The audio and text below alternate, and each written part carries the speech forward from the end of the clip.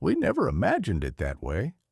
What I'm about to share has no clear explanation. It's the strangest thing that has ever happened to me or to anyone I personally know. I work late nights at a rundown bar about half an hour from where I live. It's not really something I chose. It's just how life works in a rural town. Jobs close to home are scarce, so you take what you can get. The bar itself isn't remarkable in any way, but it's steady employment, and most shifts are fairly uneventful. The night all of this happened was no exception. My shift ended quietly. I closed everything down, got in my car, and began the drive back.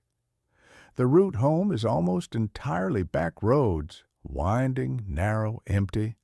Very little traffic, hardly any lights, barely a sign of life. Just long stretches of curves cutting through woods and farmland. It's usually a calm drive, and honestly, I've always appreciated it for that reason, like a built-in decompression period where I can zone out or replay conversations I'd had at the bar. Not long into the trip, though, I noticed how unusually heavy the fog was. I've driven those roads countless times, but that night, visibility was worse than I had ever seen. I had to ease up on the accelerator and take it slow because I could barely see more than a few car lengths ahead. Switching on my high beams didn't help. They just bounced off the fog and made it glow like a solid wall of white. It annoyed me because I knew it would only drag out my drive, and I was already exhausted. I was about halfway home when I noticed something. Through the haze, off to the right side of the road, was a faint yellow blinking light. At first, I assumed it was some kind of road marker or maybe a reflector, but as I drove on, it didn't appear to get closer or farther away. It stayed perfectly steady, flashing rhythmically, like it was keeping pace with me somewhere deeper inside the fog. The whole thing felt wrong. I couldn't even tell how far away it really was. The fog completely threw off my depth perception. After another minute of driving with that light hovering in the same spot, I felt this knot form in my stomach. I couldn't even tell you why. Just that something about it unsettled me. I decided to slow down, thinking maybe if I dropped my speed, the light would continue on and I'd get a better sense of what it was, or it would just disappear and I wouldn't have to think about it anymore. But when I slowed almost to a crawl, the light didn't change. Same steady blinking, same distance off to the side, perfectly matching my pace. That's when I really got nervous. I finally came to a complete stop just to see if it would react. And sure enough, it didn't move. It blinked in the same rhythm, in the same spot, like nothing had changed at all. I sat there for a few seconds, trying to make sense of what I was looking at, debating whether I should turn around or just keep going. That's when it shifted. The blinking never stopped, but the glow itself began to intensify like a flame catching a sudden draft and flaring higher. It wasn't blinking faster. It was burning stronger with each pulse, like something inside it had awakened. That was enough for me. I wasn't going to sit around waiting for whatever it was to get closer. I reached down to put the car in reverse so I could turn around. But that's when I realized the engine wasn't running. It was completely silent. I had no idea how that could have happened. The only way to shut it off would have been turning the key, and I knew I hadn't touched it. Why would I? My hands started trembling, and my hands never tremble. I pour drinks for a living. Steady hands are second nature. As I tried frantically to restart the car, all I could think was that the thing outside was somehow affecting the engine. But no matter how many times I turned the ignition, nothing happened. The engine was totally dead. Meanwhile, the yellow glow outside grew brighter and brighter, like it was feeding off something invisible. My pulse was hammering in my chest. I was stuck on an empty back road, with no one anywhere nearby. Out of options, I grabbed my phone, figuring maybe I could call for help, or at least record what was happening. But the second I tapped the screen, nothing. Dead black. The phone wouldn't turn on. I knew for a fact I'd had about 20% left because I'd checked it right before leaving the bar. But now it was just as lifeless as the engine. Before I could react further, the light suddenly burst into a searing brightness, like a star exploding. I couldn't even keep my eyes open. That's how blinding it was. I shielded my face with my arms and kept my eyes shut for at least 10 seconds, feeling the blaze like I was sitting in front of a giant bulb. And then, just like that, it was gone, as if it had never been there. The fog was still thick, but the light had completely vanished. My heart was pounding, but instinct made me reach for the ignition again. This time, the engine roared to life. Just like normal, I didn't waste a single second. I drove the rest of the way home with my eyes glued to the road, terrified that even glancing away might bring that awful glow back. But nothing else happened. Not that night, not ever again. I've told this story to nearly everyone I know, family, friends, even a few of the regulars at the bar. But no one has ever been able to give me an explanation that feels right. And believe me, I've heard every theory imaginable.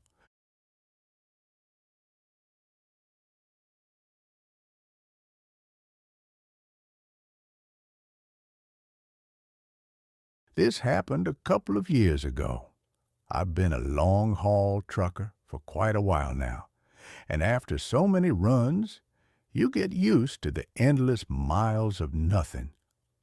On this particular night, I was working through the second-to-last drop on a loop across the state, just trying to get it done so I could finally head home.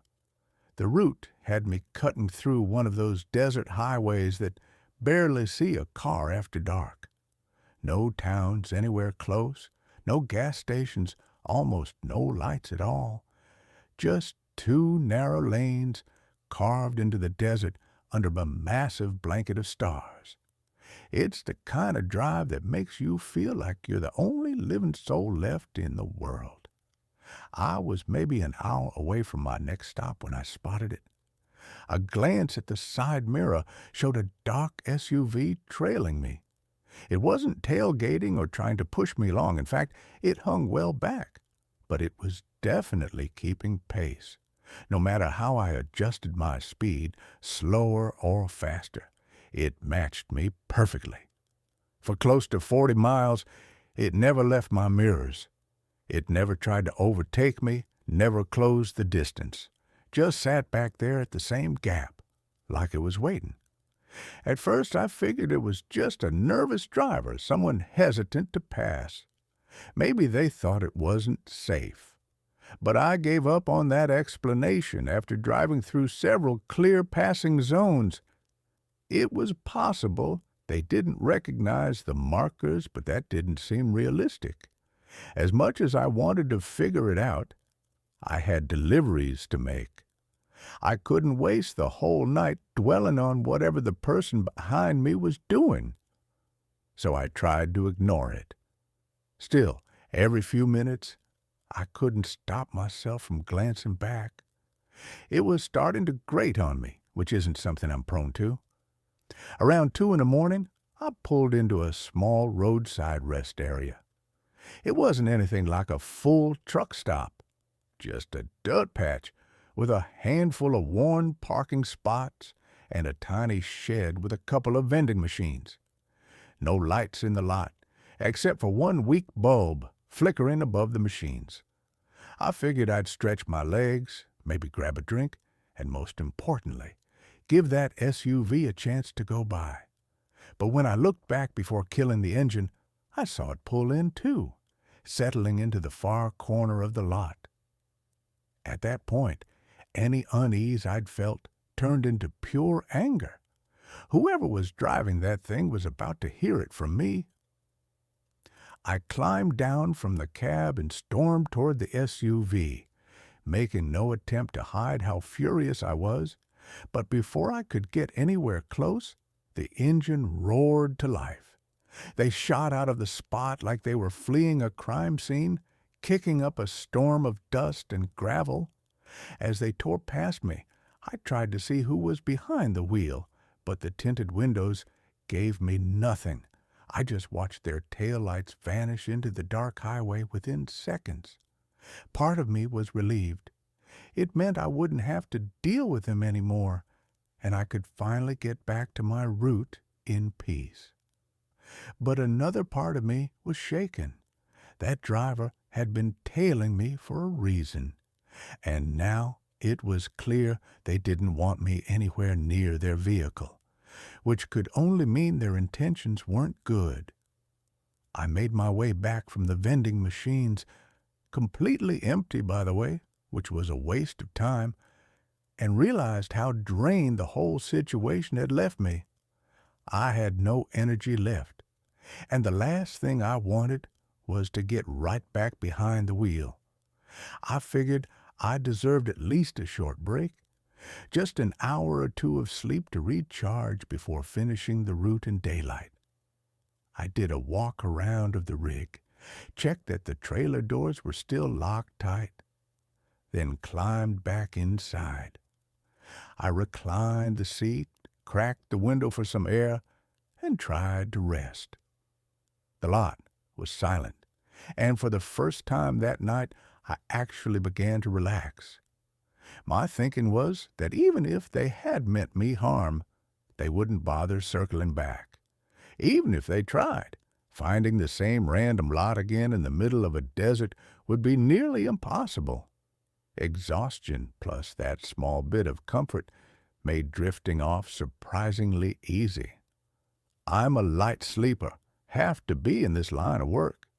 Staying in the shady roadside spots so often trains you to wake up at the faintest noise, because someone tampering with your truck could cost you your livelihood, or worse. So yeah, I sleep light, and that night it probably saved me. Maybe an hour after I dozed off, a faint sound woke me. A crunching noise like footsteps pressing into loose gravel. Even groggy, I knew enough to stay quiet. I carefully lifted the edge of the window blind and peeked out. Two figures were crouched near my trailer's rear wheels, fiddling with the latches as if they were trying to get them open quietly. One had a small flashlight, signaling back and forth to the other. I couldn't see their faces, but their intentions were obvious. I don't usually carry a weapon, but I was ready to fight if it came down to it. That truck is my life. Then I saw one of them pull a pair of bolt cutters out of a bag. That was it for me. Instinct kicked in, and I slammed my palm onto the air horn. The blaring sound ripped through the night. Both men reacted instantly, springing back like they'd been shocked. They bolted toward the desert brush. Seconds later, headlights appeared. That same SUV came flying out of the darkness, lights still off, whipping past before vanishing again into the highway. I didn't even have time to step out of the cab before it was all over. Once things settled, I called the police. Honestly, I just wanted to log the incident, but they insisted I stay until a unit could check it out. It took a while, but eventually 2 officers arrived and helped me look over the rig. Sure enough, there were fresh pry marks along one of the lower lock arms, exactly where those men had been working. Thankfully, they hadn't gotten inside. The officers said they'd seen this kind of thing before, cargo theft. Apparently, It's way more common along that stretch of highway than most people realize. They figured the SUV had been shadowing me for miles, waiting for their chance. To this day, it's the most unsettling experience I've ever had.